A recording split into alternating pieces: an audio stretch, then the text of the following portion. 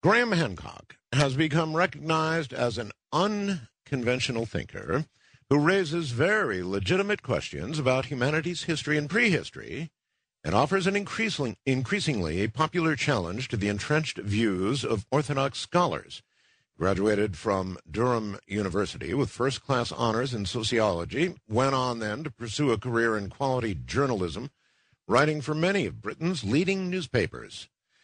Graham Hancock is presently on a lecture tour here in the U.S. Yay! Promoting the paperback publication of his controversial new book, They All Are Controversial, Supernatural, Meetings with the Ancient Teachers of Mankind.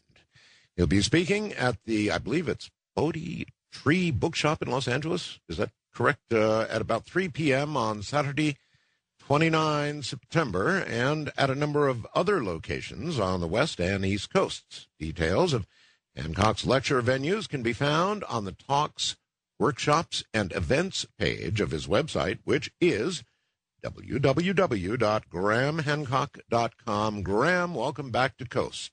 Thank you, Art. It's lovely to be with you again. Great to hear your voice. I'm really looking forward to our conversation tonight. Well, you began the whole thing. Actually, all your books have been controversial, but Fingerprints of the Gods, of course, right? Yes, Fingerprints of the Gods was the book that plunged me into years of controversy. In fact, it still hasn't ended. I had no idea when I started researching and writing that book what a storm I was going to bring down upon my own head. It talks about a lost civilization, Graham, the last ice age and more. Now, as you review Fingerprints now, after all this time, do you stand with all of it, or would you modify something today? Of course, there are a few issues that I would modify, but the broad thesis of Fingerprints of the Gods, that there has been a lost civilization, that there's been a forgotten episode in human history, and that episode is somehow connected with the end of the last ice age about 12,500 years ago. I absolutely stand by that. I'm certain that this is the case, that we have indeed lost a whole civilization. I just think there's an enormous amount of evidence for this, and I think it takes almost a kind of willful blindness on the part of archaeologists to ignore it. It seems that our society has a vested interest in a particular view of history, and that view of history is that we ourselves are the apex and pinnacle of the human story, and that we should therefore be proud and self-satisfied with ourselves. I don't know if we're doing that well. Well, exactly. I don't think we're doing that well at all. But this is the view underpinning ideas about history that are taught in mainstream archaeology. So, a central part of that view is the idea that all civilizations before ours must have been less advanced, much less advanced than we are. That somehow we're the end point of the evolution. Even assuming that one was advanced in its own way and had built a large civilization, what kind of cataclysmic event could occur that would virtually not perhaps wipe out all traces, but nearly all traces? I mean, my God, look around us now. If we had a cataclysm in the world, one has to imagine that there would be artifacts that would be available for just millions and millions of years. Well, certainly, yes. Some of our non-biodegradable artifacts would definitely survive for a very long time.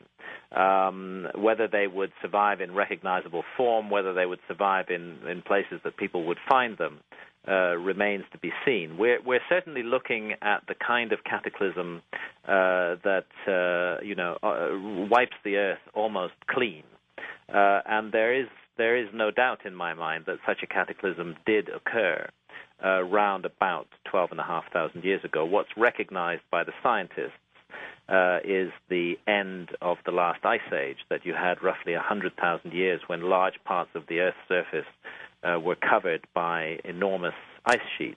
The whole of North America was covered with ice more than 2 miles thick. Similar ice sheet covered almost all of northern Europe. And this ice melted down, most of it, very, very rapidly. We don't really know why. and poured its contents into the oceans and raised the level of the sea by more than 400 feet all around the world, and swallowed up 10 million square miles of land. Now, to put that into context, 10 million square miles of land is roughly the size of Europe and China added together. And my suggestion for why so few absolutely definitive and certain traces of the lost civilization have been found is that most of them are underwater in places where archaeologists are not looking. And secondly, that this civilization of deep antiquity, while advanced and technological in a number of ways, and there are just so many myths and traditions that have come down to us that speak of an episode of technological advancement in the past, nevertheless may have been very different from our own and may have created artifacts and objects that we might not even recognize as being technological in nature. Actually, there have been hints of it. I think off the island of Okinawa and elsewhere, they found hints of what they think could have been that, right? Yes, absolutely. And part of my work as follow-up to Fingerprints of the Gods involved a book called Underworld, for which I learned. I became an advanced scuba diver. I learned to dive, and I put in close to 2,000 dives all around the world over a period of about 6 years, following up myths and traditions about underwater cities,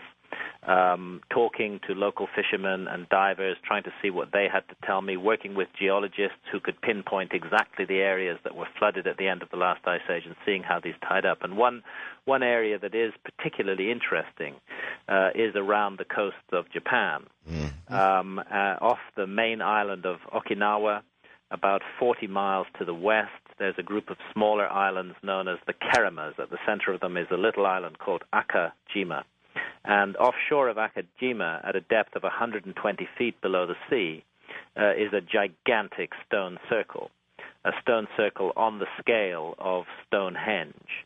It's a really awe-inspiring object to see and to study. Is that part of the Ryukyu Island chain? Yes, part of the Ryukyu Island chain, and within 40 miles of Naha City in Okinawa.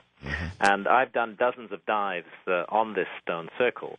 No archaeologists have ever dived there, you see, because they are convinced that there's nothing to see, so they don't see the need to learn to dive and go and dive there. But when you do dive on it, you're left in no doubt that you're looking at a man-made artifact on a gigantic scale. And the geological evidence tells us that this artifact has been underwater for more than 12,000 years. Since no civilization capable of creating such a structure is recognized by historians 12,000 years ago, we are, by definition, dealing with the work of a lost civilization. And this is just one of a large number of enormous stone monuments that are found underwater off the coast of Japan. Another island is the island of Yonaguni, which is within 100 miles of Taiwan. And, in fact, you can see Taiwan on a clear day from Yonaguni. And offshore of Yonaguni, there's more than a dozen large stone monuments, again submerged to depths of up to 100 feet, and again have been underwater for more than 12,000 years. And all of this adds up, in my mind, to compelling evidence for a forgotten part of the human story, something that simply has not been recorded at all in historical records, but something that is remembered in the myths and traditions that have come down to us from all around the world. There's virtually no part of the world today that doesn't preserve some kind of memory in its myths of a great civilization of antiquity that was capable of extraordinary feats.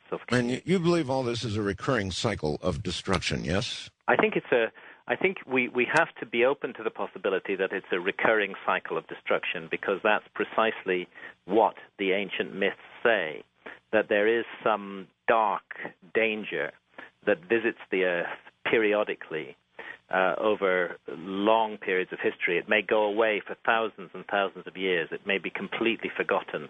It may be something that people never ever think about, but then, like a grim avenger, it comes back. It returns to strike us down again. And there seems to be some kind of cycle operating, which perhaps we don't fully